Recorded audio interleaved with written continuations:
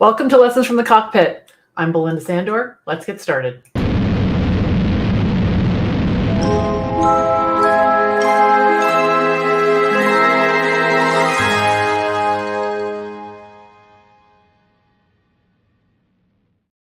Hey everyone, welcome. I'm thrilled you're here with me today for Lessons from the Cockpit. For those of you who are joining me for the first time, I'm Belinda Sandor. I'm the founder of the VA Connection, where I coach and mentor aspiring and established virtual assistants to create, grow, and scale their businesses. So come on in. I'd love to hear who's here today. I work with my students in my free online classroom and my community, and I have courses and coaching programs as well. Today we're in Lessons from the Cockpit, where I share tactical and practical information no matter where you are on your VA journey. And I do this every Tuesday at 10:30 a.m. Eastern time. So thank you. Thank you for coming. I'd love to hear where you're coming in from, so please put that in the comments.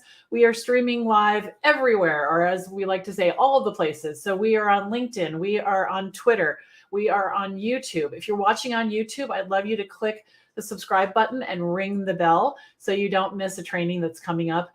We are also all over Facebook. So thank you for coming. And today we're going to talk about how to protect one of your most valuable assets, and that is your time.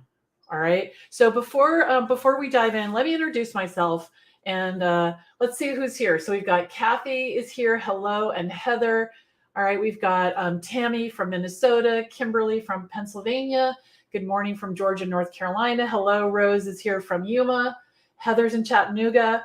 We've got Cindy from Texas, and Becky says, yes, this is my struggle. I know. And Frederica is here from Amsterdam. Hello, Frederica. Excellent. Good. Yeah, we're gonna talk about it. It's a mindset. It's mindset. We all have the same amount of time, but it's how we use it. So someone says, Gina from Gloucester, Virginia. I am moving to Matthews, believe it or not, which is the next town over. So hello, I'd love to connect with you. And Karen, hello from Phoenix. Awesome.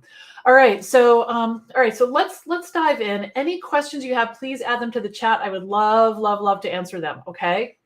So let's dive in. So this is me and my daughter, Emily, back in 2010, when I was just starting my business as a virtual assistant. My life had taken kind of a crazy turn, and I was not where I wanted to be or where I'd planned to be.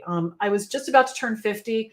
And, we're planners, right? Virtual assistants are planners. So we think about, where do we want to be at 30, and we daydream, and 40 and 50. And at least that's what I've always done. And I think this little one here, who's now 22, does the same thing. We talk about it. And so I'm turning 50. This was 13 years ago. And I'm thinking, okay, so I want to be happily married. I want to have a great job, retirement savings underway, homeowner, happily married, all the things that just seems like I should be able to achieve that. But instead what I have is I have my savings is gone. I have piles of debt. I have back taxes to pay. I have to sell my home because I can't pay the mortgage for over a year. I mean, just on and on and on. And I'm getting divorced. So I'm going to be a single mom and all the things. And it's like, it didn't happen overnight, but it felt like it. I just sort of woke up one day like, whoa, I really can't turn this around. I was really stuck. And so I had to really look into myself and figure out what was working, what wasn't working, and make some big changes in my life. And so I decided to go out on my own. I wanted to start a business, and I went back to my roots, which was admin work. I know how to do admin work. It's mostly common sense. Right. And so I started telling everyone I knew. I had a friend who was an entrepreneur, and, he said, tell everyone, spread the word. And he taught me about the importance of the email newsletter, which I talk about all the time. And my first client, I literally got at the school bus stop. I was talking to the dads in the morning, and he said, what's new? And I said, well, I'm starting this business. It didn't have a name. I didn't have a business card, nothing. And he hired me. And what was crazy is that, and this is so crazy, and I bet you guys will resonate with this, and tell me in the comments if you do. If I had known he had started a business, I probably wouldn't have told him.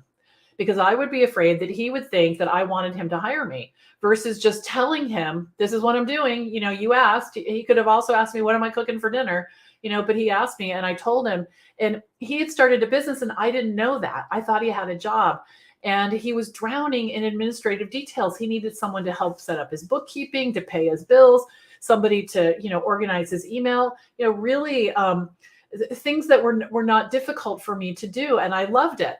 And then the second client I got I found him in a buffet line of a wedding. He didn't hire me right away, but I connected with him on LinkedIn.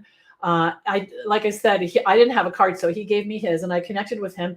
And then he reached out to me a couple of probably weeks, I guess, later, and he needed some help and he wanted to know if I knew anyone that could help him. And I was the solution to that.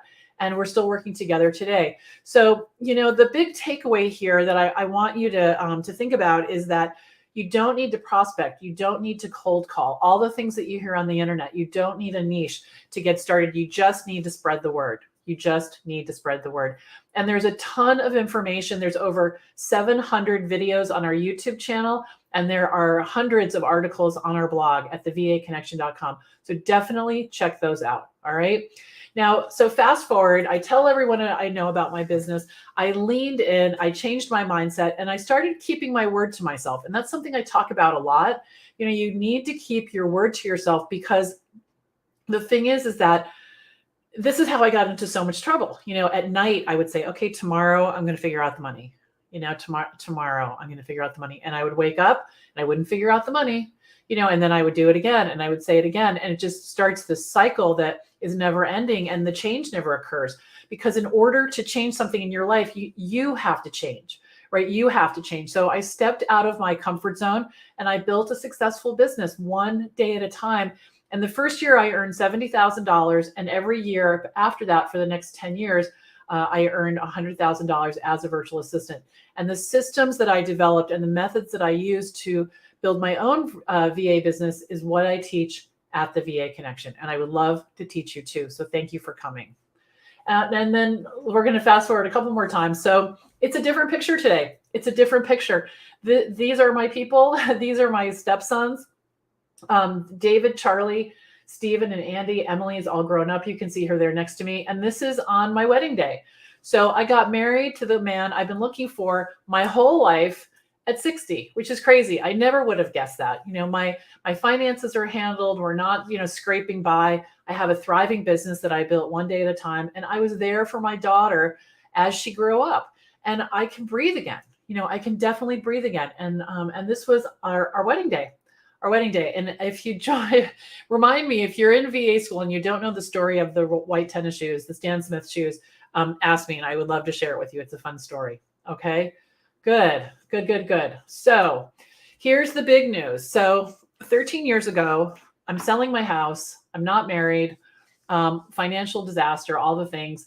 And on January 29th, Greg and I closed on this house it's in Matthews County. It's a little tiny, like the post office is the size of my office.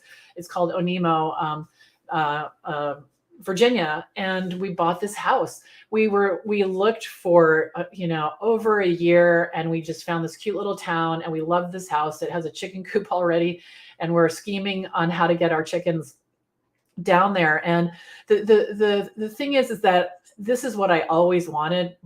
And it came from building a virtual assistant business, from starting to believe in myself, really leaning into what I needed to do. And today we're going to talk about that. We're going to talk about what you need to do when it comes to your time, because it's so critical. It's so critical. But this is, I just could look at this picture forever. And my office is going to be right here. Oops, sorry, I pushed the wrong button. Right here. I don't know if you can see it.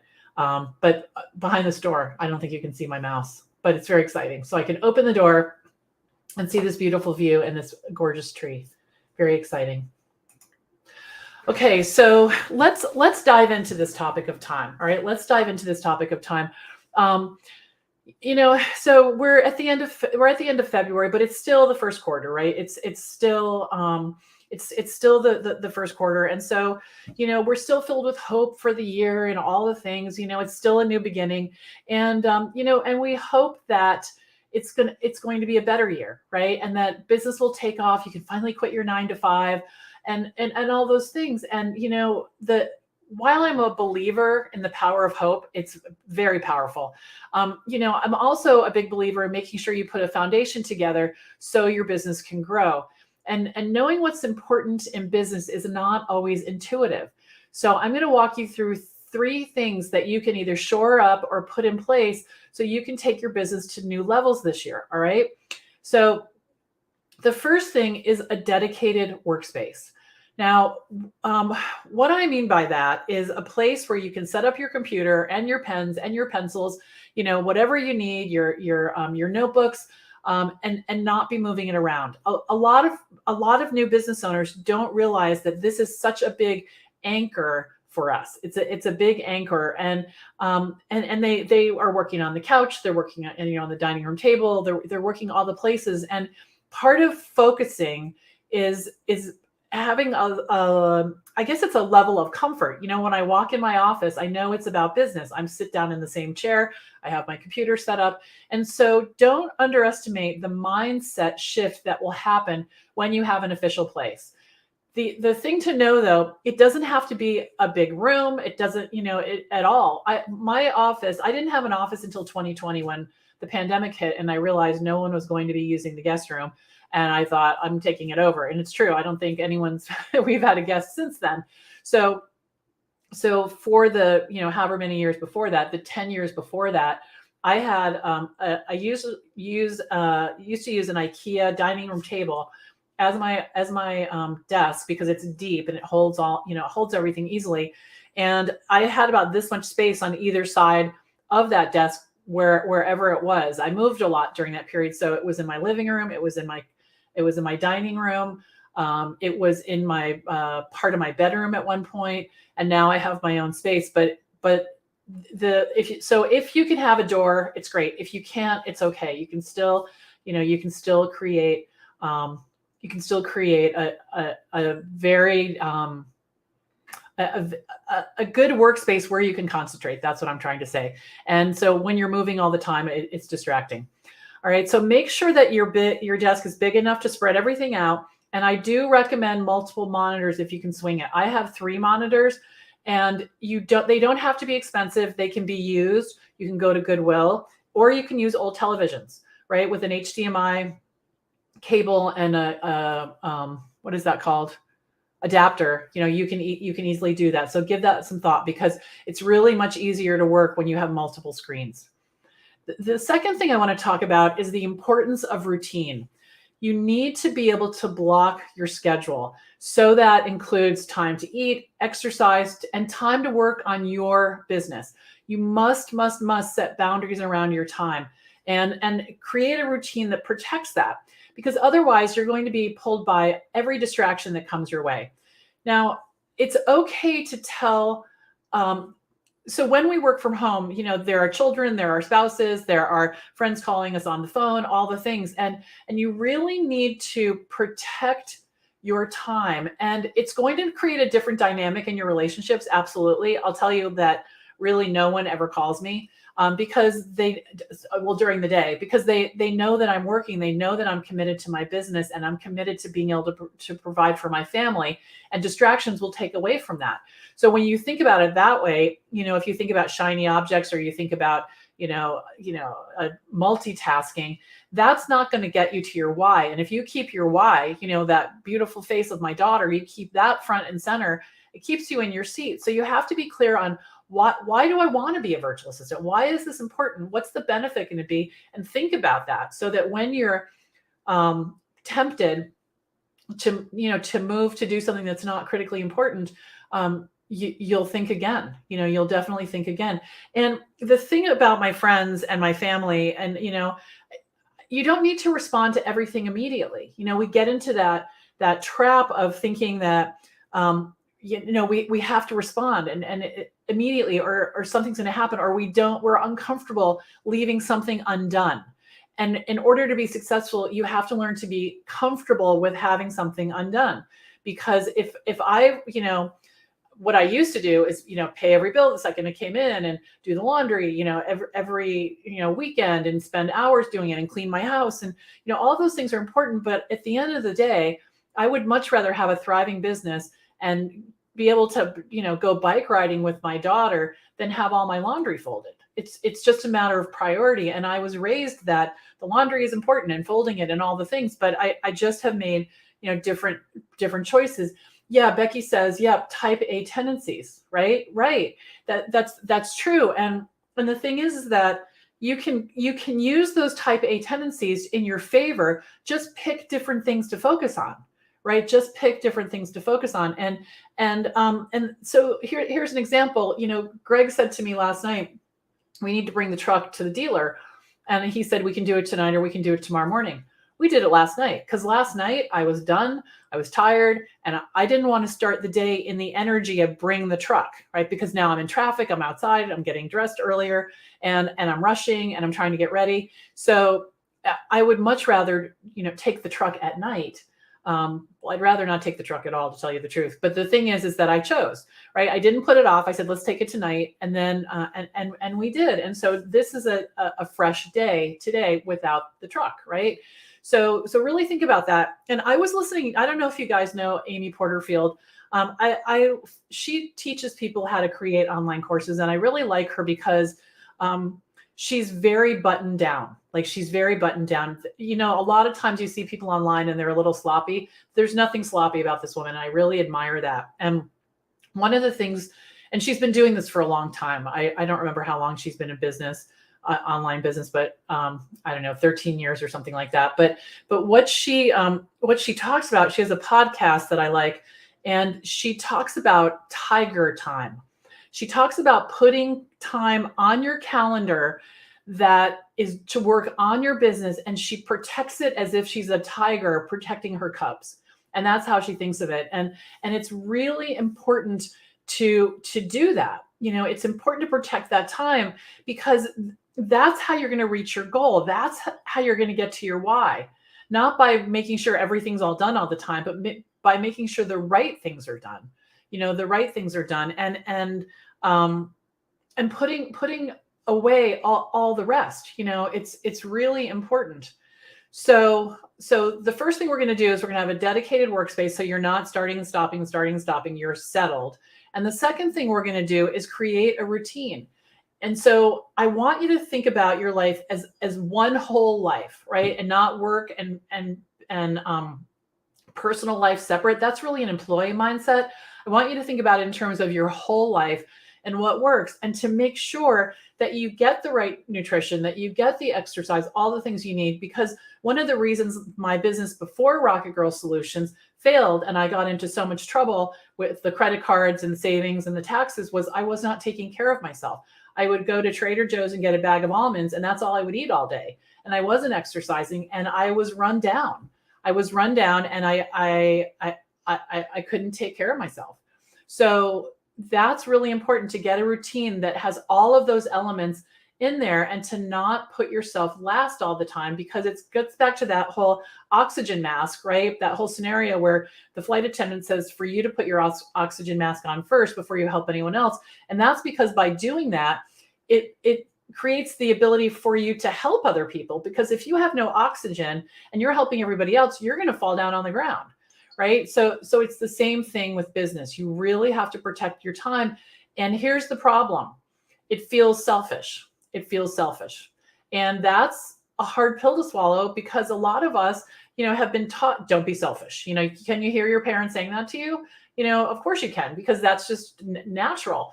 But you have to really reframe it and think, it's not selfish to be successful. It's actually one of the best things I could do, because when my daughter calls me and says, Mom, can I have money for gas? The answer is yes, right? When she needs something, when she's about to go out on her adventure of having her apartment and she needs a bed, I can help her. But I can't help her if I'm running around pleasing everybody else all the time. It doesn't work that way, right? So Kimberly says, one of my problems is worrying about someone stopping in and seeing dirty dishes in the sink or dust bunnies rolling. Yeah, I understand that. I had, okay, so let's do this. a real estate agent came to help value the house that I live in right now. This is the house I'm in right now. And it's a very good friend of Greg's ex-wife. Our house is a mess. There are boxes everywhere. And you know what happens when you move? There's dust. Like you're like was this whole spider family living behind this picture? I mean, really a mess. And I couldn't be there to say things like, "Oh, well, we're moving," and like to create, I don't know, talk about it. I was in here. Actually, we were having the Kickstart Challenge training, and so I had to walk around my house, and I had to say to myself, "Your success and what you're up to right now is way more important than a conversation that this woman might have with Greg's ex-wife. Way more important." And I just let it go. Now, yes, I did make sure there were no clothes on the floor, and I made the bed. And, but other than that, I was like, this, we're moving. This is what we're doing. Think what you want. I'm over it. And it took a long time for me to get that way. It took a long time, but you know what? If people are coming into my home and they're judging me by, the dirt on the floor. And I honestly don't clean my house that often. Like I vacuum it, but it's not immaculate. I would not eat off the floor in my kitchen. I would not do that. And so it's really, I've just made it less important. And it was a big job because my family, we could eat off the floor. We had white carpeting. We had white couches. You didn't touch the walls. Like it was very, it was very clean and very organized all the time. And, my life is not like that. And it was a conscious choice that I made. And one of the reasons we live in a farmhouse and not some brand new house that's all perfect is that Greg and we're comfortable in a relaxed setting. We're more comfortable. We're more ourselves than in this mindset of everything has to be perfect. So just give that some thought in terms of, in terms of, what you're willing to sacrifice in order to satisfy what someone else thinks. Because if a judgmental person walks in your house, they're going to find something no matter what. So let it be easy for them, right? Let them make a list. Okay, good. Someone is asking, awesome information. Thank you. Do you have any tips working from home for those who have small kids who are home most of the time?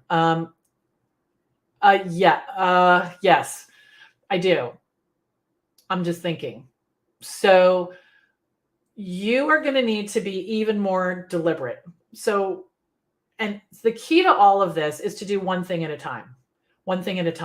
And so what I mean by that is you're running your life. So I'm eating, I'm exercising, I'm spending time with Greg, I'm taking the car to the dealer or whatever. I'm running my life and I'm doing one thing. And so that one thing could be updating my website. It could be creating an email newsletter. It could be, whatever it is. But when you have kids, this goes for everyone, but this is how I learned it. Because when I started my first business, Emily was less than a year old and I had 15 hours of daycare and that was it. So what I did was when I sat down at my desk, I never asked the question, what am I going to do now? I knew what I was doing and I had a list in priority of what I was going to tackle. And I spent the time that I had with her while I'm holding her or she's sleeping on me or whatever, figuring out my next move. But I never sat down at my desk and said, what am I going to do now? And I still don't do that. I don't say, what am I going to do now? I know what I'm going to do now. Like I'm really clear on what is the next most important thing. And so that's what you're going to have to do too. Right. Yeah. Good. Yeah. And Kimberly says, so I shouldn't worry about it. Yeah. So she's talking about, what other people think. Yeah. I worried about it so much. I worried about it until 2020. And then when the pandemic hit and no one was coming to my house, I got even more relaxed. And now I just think really running a thriving business is so much more exciting and so much more empowering than having a perfectly clean bathroom all the time. Don't get me wrong. It's not like we have trash on the floor and bad food in the refrigerator. It's clean enough, but it's not perfect. It's not perfect. And especially with the move, right now, we have this big sectional, it's covered with artwork that I need to wrap in bubble wrap. And it may or may not be done by the time the moving man comes on Thursday to look at the furniture to move. It's probably not, but That's just the way it is. I would rather be here with you doing this and helping you and growing our community than having a perfect house. So you just have to think about that. Yeah. Good. All right. So the third thing I want to talk about, and this is really helpful, is well, let me back up. So the takeaway, the number 2 takeaway is protect your time like a tiger.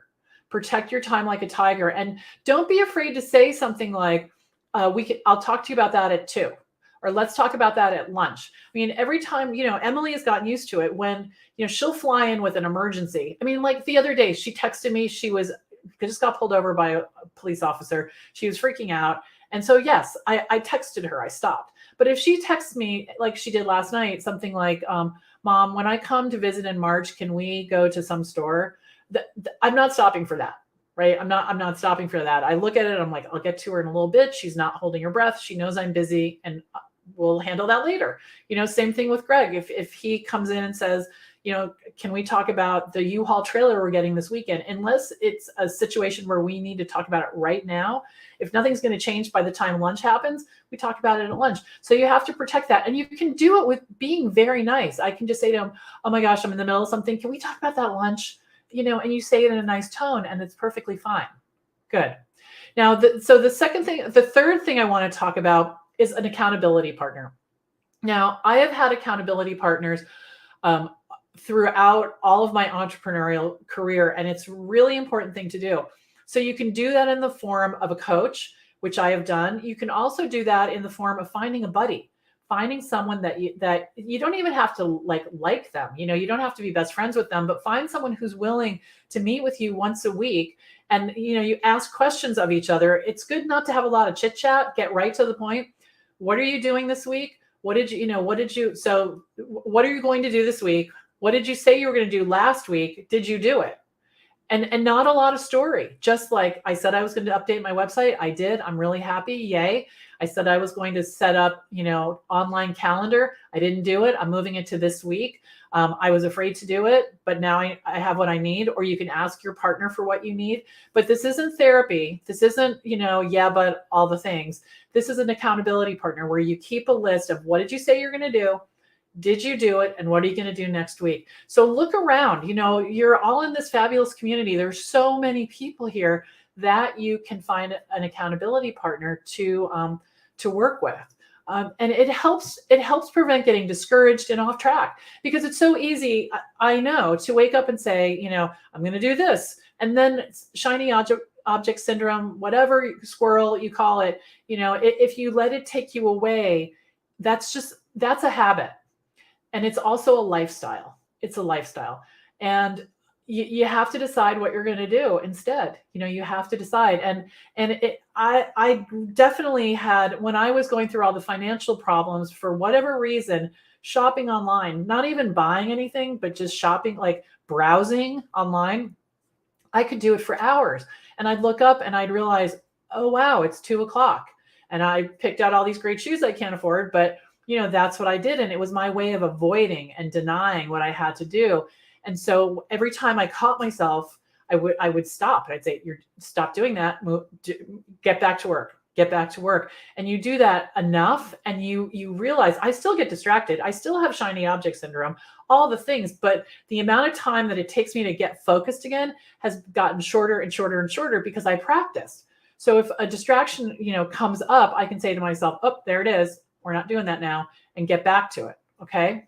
So there is plenty of work available out there so that you can, all of you can have thriving virtual assistant businesses in 2024, right? But you have to take the time to prepare your environment. You have to create a routine, and you have to build supportive relationships so that you can make this all work. All right. It's out there for you. Yeah. Yeah. So Becky says, this was social media for me. I had to block out time where I allow myself on it, and that's all. I do that at night. I do that about 8 or 9 o'clock at night. I just check everything, like, okay, what's going on in the world, but I don't check social media other than our community during the day. And sometimes I don't even check that. I do that at night too, because the problem with it is it's the type of energy. It's the focus energy is like this. And then to leave that focus energy and to get into this scrolling, like, numbing energy, it's hard to get back here. It's hard enough to stay here, much less come back and leave, come back and leave. So just stay there. Get up in the morning, get into your focus space, and then look at the other things with a different energy at a different time of day. Okay. Good. This was fun. So thank you for coming. We have a ton of new members who just recently joined us for the Kickstart Your VA Business training. And I want to invite you, because some of you may or may not know, that we have a Facebook community called the VA Connection on Facebook. So scoot over there and click the join button. We have almost 35,000 members, which is very exciting. And today at 2 o'clock, we're going to have a community mixer on Zoom, which is a lot of fun and a great way to meet other virtual assistants. And you may meet your new accountability partner there, okay? So come no matter where you are on your journey, if you're just thinking about being a VA or you've been one for a while, and you're sure to have a lot of fun. So thank you for coming today. I really appreciate it. The next Lessons from the Cockpit is next Tuesday at the same time, and I hope you'll put it on your calendar and come, all right? Until then, I'm Belinda Sandor, signing off. Bye for now.